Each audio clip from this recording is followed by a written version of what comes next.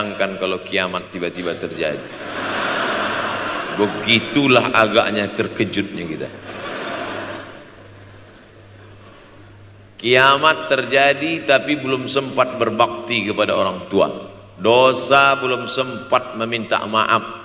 Silap dan salah berapa kali kita kencing di kainnya yang bersih. Berapa kali dia tidak jadi tahajud gara-gara kita menangis dari Isya sampai subuh. Pakai pengawet nangisnya. Tapi kita tak pernah sadar itu. Kita menganggap kita di dunia ini dibesarkan angin. Kita menganggap kita ini bangsawan, bangsa yang hidup di awan. Berapa kali dia tidak jadi sholat duha gara-gara kita kencing. Berapa kali nasi yang sudah mau disuap masuk ke mulutnya tak jadi. Bahkan dia tidak makan sama sekali. Dan berapa kali makanan dia belikan hanya untuk susu, hanya untuk menyenangkan kita. Pernah kita balas. Dan dia tidak pernah minta balas itu. Oleh sebab itu siapa yang mengingatkan? Abdul Somad diberikan judul berat ini. Judul yang paling berat ceramah tentang orang tua, tentang ibu, tentang ayah. Jarang saya mau menerima judul-judul pengajian. Ini pun dikasih tahu setelah sampai di sini. Maka saya belok-belokkan dikit. Air mata udah mau menetes, belokkan lagi. Nanti kalau saya nangis di sini, siapa yang ceramah kalau saya nangis? Oleh sebab itu maka yang orang tua yang masih ada, beruntung dan bertua, bawakan dia rumah makan. Ada sahabat saya namanya Ustadz Lukman di Pontianak, bukan Kuntilanak. Mereka punya program namanya Bawa Ibu ke Rumah Makan. Keren nama programnya. Bawa orang tua ke rumah makan.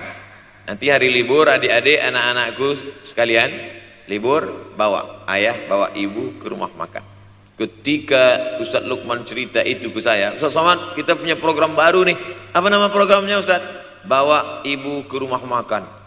Alhamdulillah Ustadz Lukman, seluruh rumah makan di Pekanbaru tempat tinggal saya itu semua sudah saya bawa.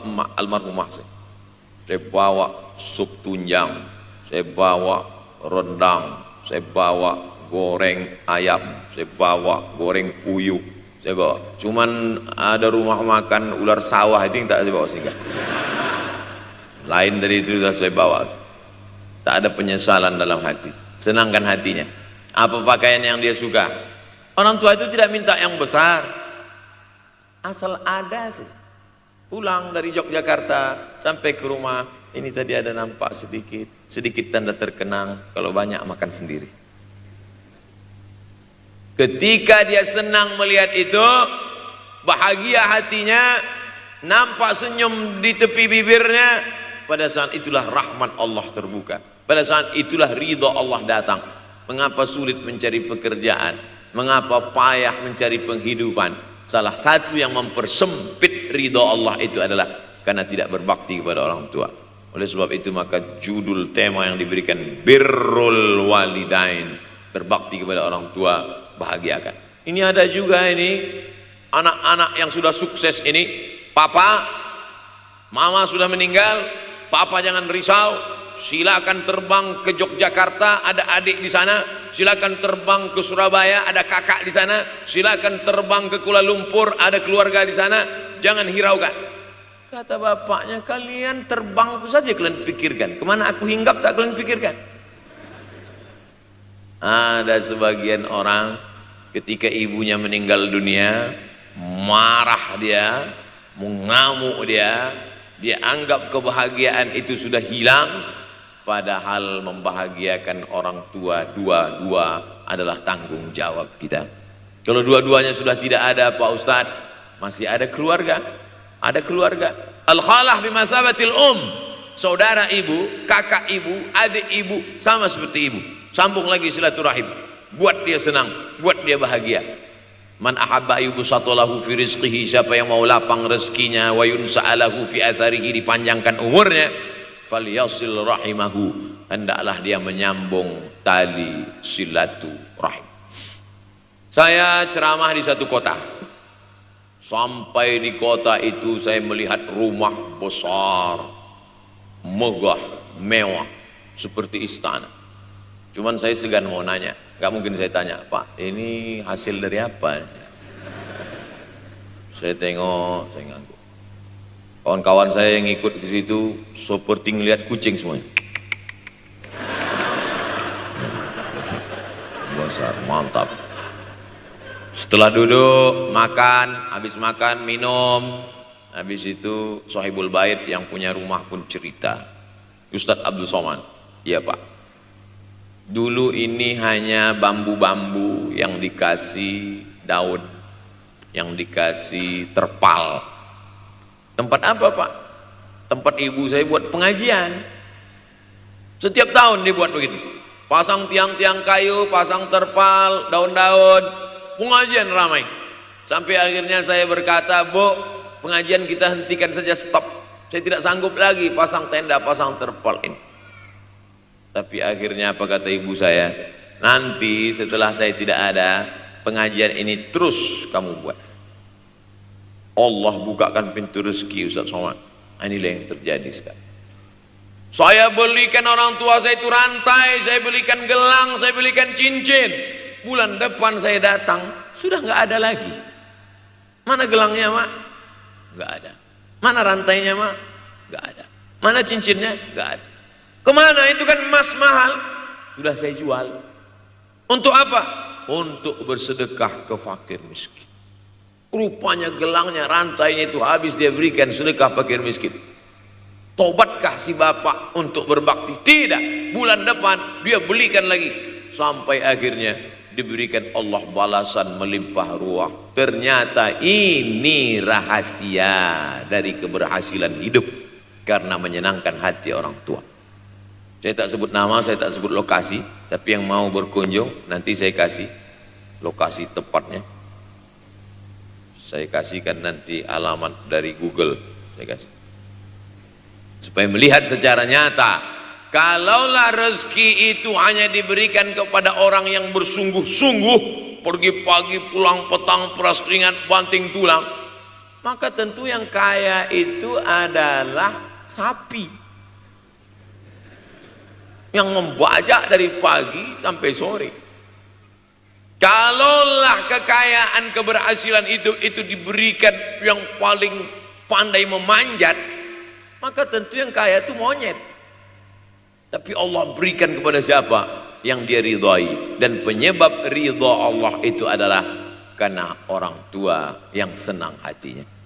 Yang sempat durhaka, tidak sempat minta maaf, meninggal dunia dia sudah, apa boleh buat? Kau sudah booking seat di neraka.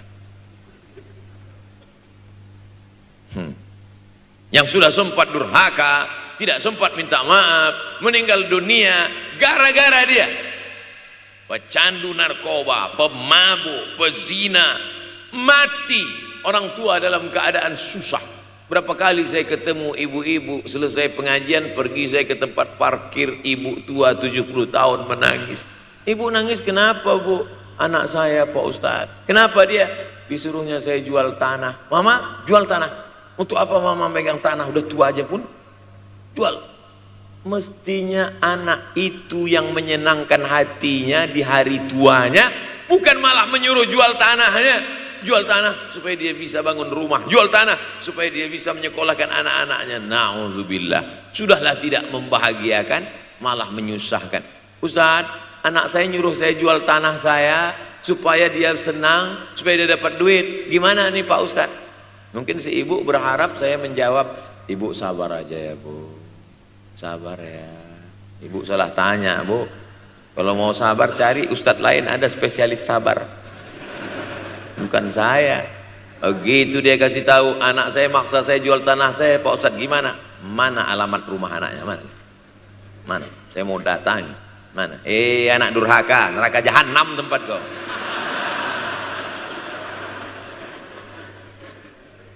Tak mau dia ngasih alamat. Rupanya dia takut nanti anak saya malah marah sama saya, Pak Ustadz. Saya kasihan. Mudah-mudahan Allah berikan kekuatan pada ibu. Tapi cerita ini bukan satu dua contoh kasus. Ternyata zaman sanggup memperkarakan pengadilan hanya karena sebatang pohon kayu. Atau cuma saya yang dapat berita aja? Adik-adik ada juga dapat kiriman itu? Sanggup memperkarakan sebatang pohon kayu. Padahal kalau kau jual semua kebunmu itu, belum tentu dapat menebus. Datang seorang laki-laki mengadu kepada Nabi Muhammad SAW. Ya Rasulullah, ini bapak saya ini kurang ajar sekali. Bapaknya kurang ajar? Diambilnya harta saya ya Rasulullah. Gimana ini ya Rasulullah? Apa kata Rasulullah SAW? Anta wa maluka li abik. Anta sampai ke tempat kita jadi ente. Anta wa maluka, ente, harta ente, li abik, punya bapakmu. Jangankan hartamu yang di rumah itu, dirimu pun punya bapakmu. Nabi membela, seolah-olah Nabi berkata, apa yang diambil itu belum ada apa-apanya dibandingkan melepuh kulitnya untuk memberikan engkau sesuap makanan yang halalan thayyibah. Orang yang durhaka pada orang tuanya, insya Allah anaknya juga akan durhaka kepada dia. Oleh sebab itu maka jangan pernah durhaka. Kalau sempat durhaka lalu kemudian meninggal dunia dia Pak Ustadz, sudah meninggal pun tetap masih bisa berbakti. Pertama dengan doa, kedua dengan sodakoh. Kalau kebetulan rezeki banyak sodakoh. Kalau tidak ada rezeki melimpah, doa. Bangun malam, Rabbi firli wali walidayya warhamhuma kama Rabbi firli, ya Tuhanku ampunkan aku, wali walidayya, ibu dan ayahku, warhamhuma, sayangi mereka berdua, kama, sebagaimana Rabbayani shaghira, sebagaimana mereka mendidik aku. Coba kita lihat susunan kalimatnya, seperti ada kekeliruan kalimat. Na'udzubillah, mana mungkin kalimat Allah keliru. Allah ingin menegur kita, sayangi mereka sebagaimana mereka mendidik aku. Mestinya kalimatnya kan tidak begitu, sayangi mereka sebagaimana mereka menyayangi aku. Tapi ternyata sayang belum tentu mendidik, tapi mendidik pasti sayang. Karena bunyi kalimatnya, sebagaimana mereka mendidik aku. Jadi banyak juga anak-anak ini tidak sayang karena salah didik. Disangka sayang itu dengan ngasih motor, disangka sayang itu dengan ngasih gadget, disangka sayang itu dengan ngasih transfer uang yang berlebihan. Belum tentu sayang. Dulu ada insinyur arsitek yang membangun salah satu rumah keluarga saya. Kuliahnya di Jogja, cerita dia. Dulu saya kuliah di Jogja, Ustadz Abdul Somad, insinyur. Terus teman kami sakit di kos-kosan. Kami bingung mau nelpon siapa. Akhirnya datang mobil mewah, parkir polisi, tentara, ramai. Barulah kami tahu rupanya dia anak menteri. Jadi sayang orang tua itu bukan mesti dibelikannya apartemen, dibelikannya mobil, belum tentu. Boleh jadi itu justru menjerumuskan anak. Diberikan apartemen, diberikan mobil mewah. Habis 2 bulan kena virus HIV AIDS.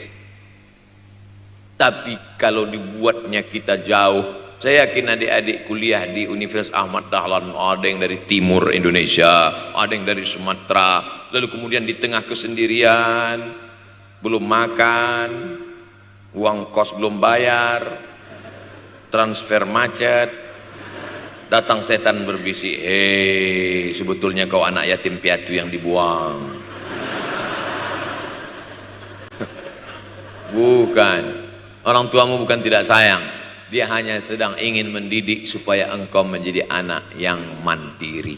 Maka nanti kalau sedang duduk termenung gitu, tiba-tiba datang bisikan, pergilah cari jembatan, terjunlah. Maka saat itu katakan dalam hatimu, lawan, hei setan. Orang tuaku sayang kepadaku, dia hanya ingin supaya aku mandiri. Ada orang tua yang salah didik kepada anak-anak, sampai mengikat tali sepatu pun anak tidak pandai. Baru mau mengikat tali sepatu, sudah diikatkan. Baru mau makan, sudah disuapkan. Akhirnya anak tidak punya keberanian untuk hidup. Harta dia punya, uang dia punya, materi dia ada, satu yang dia tidak punya, tidak ada mental. Tapi anak-anak, adik-adik Universitas Ahmad Dahlan adalah orang yang punya keberanian untuk hidup. Betul? Yang di hadapan saya ini, siapa yang tidak punya keberanian hidup? Ini yang jam 5:30 masih belum hidup lagi. Ada ini tidak punya keberanian untuk hidup, hidupnya terlambat. Tapi mahasiswa Universitas Ahmad Dahlan punya keberanian untuk hidup. Bahkan mungkin dia lebih dulu hidup daripada saya. Lebih dulu bangun dia tadi. Alhamdulillahillazi ahyana ba'da ma amatana wa ilaihin nusyur. Tengok jam. Oh, rupanya masih jam 1. Tidur lagi.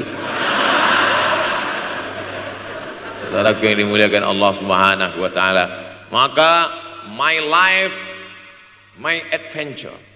Hidup saya adalah petualangan saya. Ini yang mau kita harapkan. Berani menghadapi tantangan. Ada orang yang menganggap hidup ini ya simpel-simpel aja lah Pak Ustadz. Tapi ada orang ingin hidup ini penuh dengan perjuangan. Sama seperti makanan. Ada orang simpel aja. Nasi, kecap, telur rebus. Dah cukup. Tapi ada orang mau ada goreng ayamnya, ada rendangnya, ada supnya, ada tom yamnya, ada lengkap semua. Begitu juga hidup ini. Ada orang yang simpel aja. Ambil goreng ikan, makan. Tapi ada satu lagi enggak. Pergi naik mobil sampai ke tepi hutan, naik motor, habis itu nyewa speedboat sampai di tengah laut memancing. Ujung-ujungnya ikan juga. Yang dia nikmati bukan ikannya, tapi yang dia nikmati adalah proses untuk mendapatkan ikannya. Paham? Itu enaknya ngomong sama mahasiswa. Coba kalau yang masyarakat biasa, kita udah capek cerita, selesai ada pertanyaan, Ustadz maksudnya tadi apa ya? Aduh, capek gitu. Saya terus terang kalau ceramah di depan mahasiswa ini bangkit semangat saya lagi. Ini sekarang rasa-rasa umur 24. Tapi begitu nanti sudah mulai agak jauh dari mahasiswa, balik 42 lagi. Nah, makanya saya senang kalau diundang ke kampus-kampus. Saya kalau di Jogja diundang di kampus terus, walaupun nggak semua nerima.